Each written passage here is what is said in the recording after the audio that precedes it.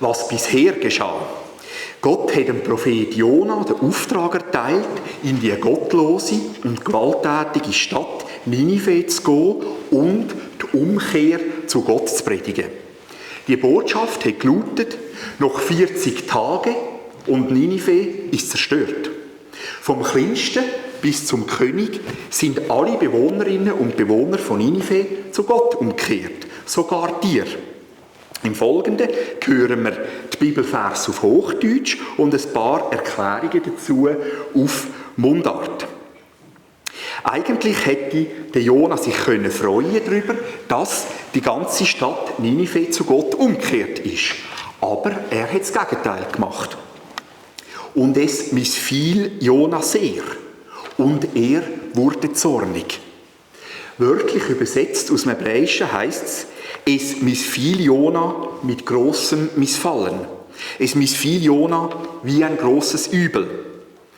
Der Jona hatte eine sehr schlechte Stimmung gehabt. Er ist richtig gehend böse geworden. Und es entbrannte ihm der Zorn. Oder es wurde ihm heiß. Die hebräische Originalsprache ist hier sehr klar und stark, dass Jona sich über die Liebe von Gott fürchterlich aufgeregt hat. Und Jona betete zum Herrn und sagte: Ach Herr, war das nicht meine Rede, als ich noch in meinem Land war? Deshalb floh ich schnell nach Tarsis, denn ich wusste, dass du ein gnädiger und barmherziger Gott bist, langsam zum Zorn und groß an Güte und einer, der sich das Unheil gereuen lässt. Sowohl im 2. Buch Mose als auch im Prophet Joel stellt sich Gott mit ähnlichen Worten seinem Knecht Mose und uns allen vor. Der Jona hat also sein Glaubensbekenntnis gesagt. Wir sehen das hier vorne, Zusammenfassung, an der Kielewand Lüttwil angeschrieben. Auch wir werden nachher das apostolische Glaubensbekenntnis sagen. Der Zusammenhang zeigt auf, dass der Jona hässig war darüber, dass Gott Liebe ist. Das ist auch ein bisschen humorvoll, denn theoretisch hätte der Jona sich auch freuen können, dass Gott gnädig ist, barmherzig, langsam zum Zorn und gross an Güte und dass ihn das Unheil reut. Also das Lustige ist eigentlich, dass er das Glaubensbekenntnis nicht fröhlich aussprechen, sondern hässig. Also das Glaubensbekenntnis, das Jona sagt, das stimmt und es ist gut, aber der Zusammenhang ist ein bisschen humorvoll, weil er das so hässig aussprechen. Jona betete weiter. Und nun, Herr, nimm doch meine Seele von mir, denn es ist besser, dass ich sterbe, als dass ich lebe. Der Jona drückt damit seine Selbstmordgedanken aus.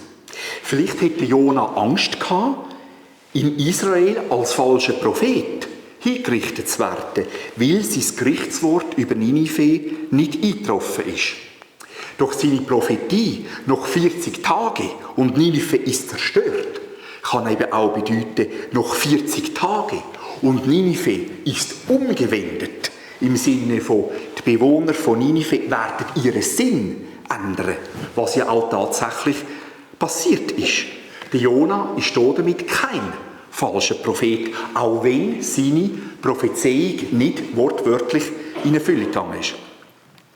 Also sie ist wortwörtlich in Erfüllung gegangen, aber in einem anderen Sinne, als er es gemeint hat. Gott hat versucht, mit einer Frage den Jona zum Nachdenken und Umdenken zu bewegen.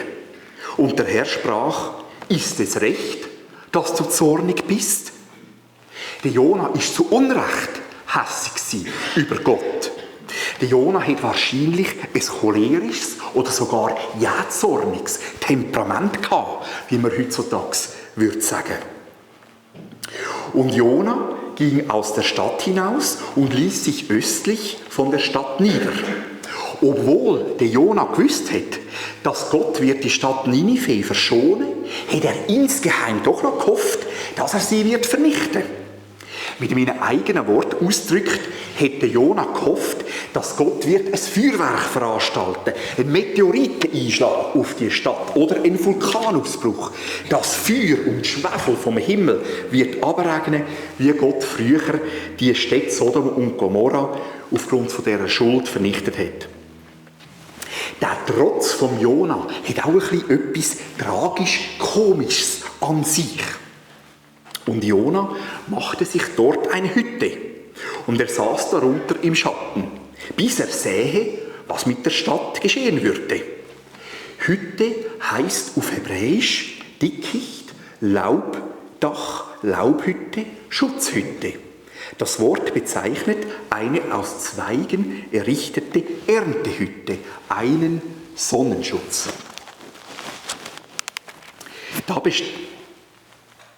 Da bestellte der Herr, Gott, einen Rizinus und ließ ihn über Jona emporwachsen, damit Schatten über seinem Kopf war, ihn von seinem Missmut zu befreien.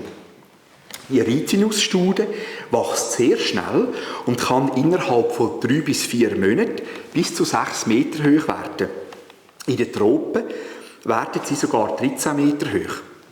Auf Deutsch heisst der Rizinus communis auch Wunderbaum oder Christuspalme. Gott hat den Rizinusstrauch besonders schnell wachsen lassen. Jona von seinem Missmut zu befreien. Wobei der Begriff Missmut heisst wörtlich Böses, Bosheit, Unheil, Unglück, Übel. Und der Begriff steht sogar in der Mehrzahl, um Betonung auszudrücken. Und Jona freute sich über den Rizinus mit grosser Freude. Das sehen wir auch hier vorne auf dem Foto mit der Egelfigur dargestellt. Der Humor zwischen den Zielen besteht darin, dass der Jona sich über den Schatten von der Rizinuspflanze mehr gefreut hat, als über seine eigene Sonnenschutzhütte, die er gebaut hat. Anscheinend hat seine eigene Hütte nicht so gut Schatten gespendet wie der Rizinus. Aber Gott bestellte am folgenden Tag einen Wurm. Beim Aufgang der Morgenröte. Der stach den Rizinus, sodass er verdorrte. Und es geschah, als die Sonne aufging, da bestellte Gott einen sengenden Ostwind. Und die Sonne stach Jona auf den Kopf, sodass er ermattet niedersank. Gott stichelt den Jona, weil er ihm eine wichtige Lektion erteilt. Auch das ist humorvoll. Im 1. Kapitel vom Jona-Buch schickt Gott einen grossen Fisch, wahrscheinlich einen Wal. Jetzt einen kleinen Wurm. Auch das ist humorvoll, dass Gott sowohl die ganz grossen Tiere als auch die ganz kleinen Tiere in seiner Hand hat. Und so ist es auch bei uns. Auch Gott stichelt uns manchmal. Auch Gott tut manchmal seinen Finger auf unsere wunden Punkte legen, bis wir die nächste Lektion verstehen. Besonders im Bereich der Liebe und im Bereich der Feindesliebe. Und Jona wünschte, dass seine Seele sterbe und sagte, es ist besser, dass ich sterbe, als dass ich lebe. Und Gott sprach zu Jona, ist es recht, dass du wegen des Rizinus zornig bist? Und Jona sagte, mit Recht bin ich zornig bis zum Tod.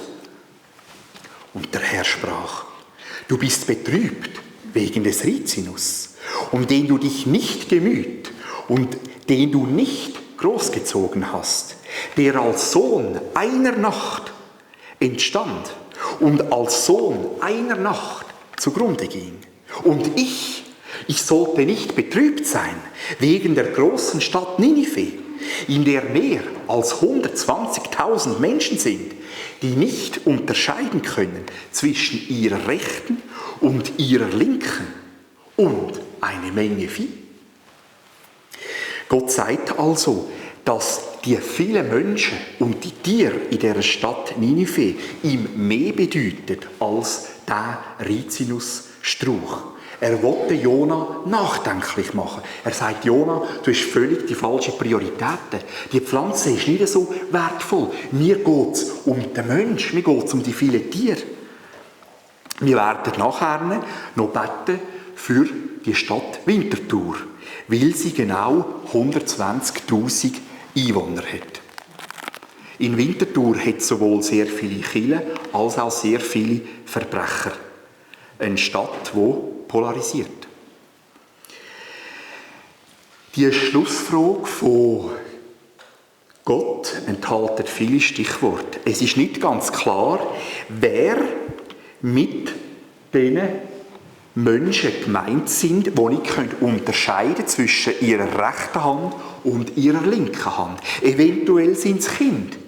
Oder es sind die erwachsenen Niniviten, die ja erst kürzlich zum Glauben an Gott gekommen sind und sein Gesetz gar noch nicht kennen.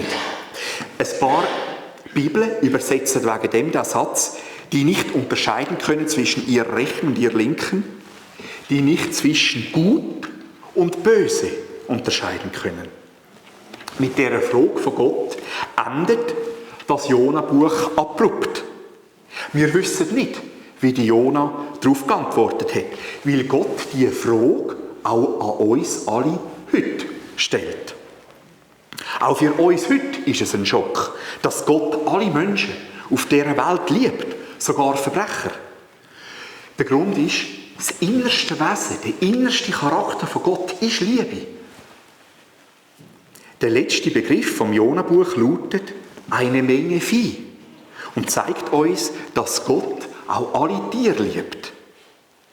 Gott lädt auch uns ein, dass wir auch alle Tiere lieben und sie nicht einfach nur als Essware sehen. Für viele, ich denke auch für viele von uns, sind Tiere sogar eine Art Kinderersatz. Und über das darf man sich nicht lustig machen. Das ist auch eine Frage von der Seelsorge und dass wir anerkennen, dass Gott auch Tiere liebt und dass sie wertvoll sind. Im Jona-Buch wirkt Gott je nach Zählung 12 Wunder in ganz unterschiedlichen Bereichen. Während dem tosenden Sturm hat der Jona sein Glauben an Gott bekannt vor den heidnischen Matrosen. Der Jona hat gesagt, ich bin ein Hebräer und ich fürchte den Herrn, den Gott des Himmels, der das Meer und das trockene Land gemacht hat. Ich habe da mal etwas gemacht, was ich eigentlich noch in keinem Kommentar gefunden habe. Es ist jetzt ein bisschen klein, aber ich tue es nachher noch erklären anhand der Farben. Das Bekenntnis vom Jona, dass Gott der Chef ist über den Himmel, über das Meer und auch über die Erde, habe ich kombiniert mit diesen 12 Wundern, die Gott im Jona-Buch gewirkt hat. Dann sehen wir, in welchem Bereich Gott welches Wunder gewirkt hat. Das erste Wunder war, Gott ließ einen großen Sturm aufkommen. Das heisst, Gott ist der Gott vom Himmel. Das habe ich einmal weiss gefärbt. Gott ließ das Los auf Jona fallen. Das ist nicht ganz klar, aber habe ich gedacht, weil der Jona von der Erde ist, einfach Gott ist der Gott von der Erde. Gott beruhigte das Meer, als Jona über Bord geworfen war. Also Gott ist der Gott vom Meer. Das habe ich mal blau gemacht. Und das von der Erde habe ich grün gemacht. Gott befahl dem Fisch, Jona zu verschlucken. Gott vom Meer. Gott ließ Jona durch den Fisch sicher transportieren. Gott vom Meer. Gott ließ Jona an Land speien. Gott der Erde. Gott hat das Herz von seinem Prophet Jona verändert. In dem Buch vom Fisch hat eine Dankbarkeit gewirkt. Also Gott ist der Gott von der Erde, von uns Menschen, der uns erneuern kann. Nachher wirkt Gott die Umkehr von den Niniviten, inklusive der Tiere, zu Gott. Gott ist der Gott von der Erde. Gott entbot einen schnell wachsenden Rizinusstrauch, Gott von der Erde. Gott entbot einen Wurm, auch Gott von der Erde. Gott entbot einen sengenden Ostwind, Gott vom Himmel. Und dann Gott äußert seine Schlussfrage an uns. Also wir leben ja auf der Erde, also Gott von der Erde. Kennt wir die gigantische Liebe von Gott zu uns? Die zweite Frage, die mit dem zusammenhängt, üben auch wir Findesliebe? Die Frage taucht auf, wieso ist das Jona-Buch überhaupt in der Bibel? Für wer steht denn der Jona? Der Jona steht in erster Linie für sich selber als Einzelperson. Der Prophet Jona hat die Geschichte erlebt und hat sie dann aufgeschrieben. In zweiter Linie steht Jona für das Volk Israel, wo Gott zwar kennt, aber seinen heidnischen Nachbarvölkern zu wenig Liebe und Findesliebe entgegenbringt. Und in dritter Linie steht der Jona für uns alle heute. Auch wir rennen Gott oftmals davon und sind oftmals nicht bereit, Liebe und Findesliebe zu üben. Wir kommen zu den Gemeinsamkeiten und Unterschieden zwischen Jona und Jesus. Das ist mir auch immer wichtig in dieser vierteiligen Predigtreihe, weil Jesus sich mehrmals auf den Prophet Jona bezieht. Gemeinsamkeit: beide freuen sich. Jona freute sich über den Rizinus mit grosser Freude. Und im Lukasevangelium heißt es, in dieser Stunde jubelte Jesus im Geist. Also auch Jesus hat eine riesige Freude spüren. Beide sind hässig geworden, wo eine Pflanze ihren Dienst nicht mehr erfüllt hat. Der Jona ist hässig geworden über den Rizinus, wo er keinen Schatten mehr gespendet hat. Und Jesus ist hässig geworden über einen Feigenbaum, wo er keine Feigen mehr gebracht hat. Jesus hätte unbedingt etwas Süßes essen, er ist zu einem Feigenbaum Tode betrübt. Jesus, am Palmsonntag hat er den Einzug in Jerusalem erlebt, am Karfreitag ist er gestorben und an Ostern auferstanden. Es gibt aber auch einen wichtigen Unterschied zwischen Jona und Jesus. Der Jona wollte, dass Gott die ganze Stadt Ninive mit allen Menschen drin vernichten. Jesus hat die ganze Welt gerettet, indem er unsere Schuld trägt. Die Jünger von Jesus waren einmal in einer ähnlichen Situation wie der Jona. Sie waren hässig, weil ein Dorf der Samariter sie abgelehnt hat. Die Jünger haben dann überlegt, ob sie zu Gott beten sollen, dass er Feuer vom Himmel abfallen lässt und das ganze Dorf verzehren soll. Jesus wandte sich aber um und schalt sie, als hätte die Jünger tadelt. Jesus hat erklärt, der Sohn des Menschen, also er selber, ist nicht gekommen, Menschenseelen zu verderben, sondern zu retten. Und die Jünger und Jesus gingen nach einem anderen Dorf. Also sie haben einfach ein anderes Dorf ausgesucht, wo sie übernachten können. An einer anderen Stelle hat Jesus erklärt, denn Gott hat seinen Sohn nicht in die Welt gesandt, dass er die Welt richtet, sondern dass die Welt durch ihn gerettet wird.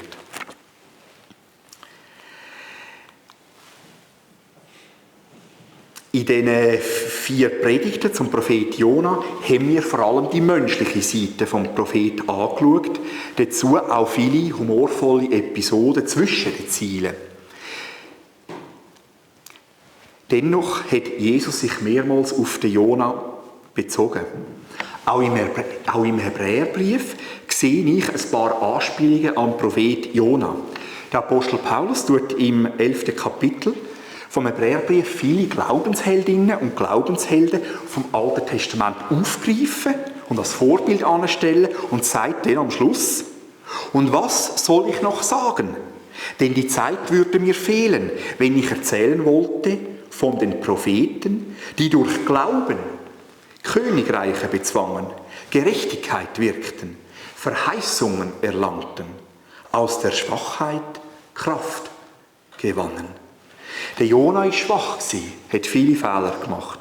Genau wegen dem ist er auch ein Vorbild für uns und ermutigt uns. Auch wir gewinnen Kraft, wenn wir auf die Schwachheit vom Jona schauen. Denn er war ehrlich mit Gott. Und Gott ist treu. Und auch wenn wir Fehler machen, gibt Gott uns nicht einfach auf. In einem Kommentar habe ich noch den aufrüttelnden Satz gelesen: Wir haben mehr von der Veranlagung Jonas in uns, als wir uns selbst eingestehen wollen. Das Jona-Buch ist Gottes Wort. Es zeigt uns, dass Gott geduldig ist und auch mit uns an sein Ziel wird kommen. Denn Gott hat seinen Sohn Jesus nicht in die Welt gesandt, dass er die Welt richtet, sondern dass die Welt durch ihn gerettet wird.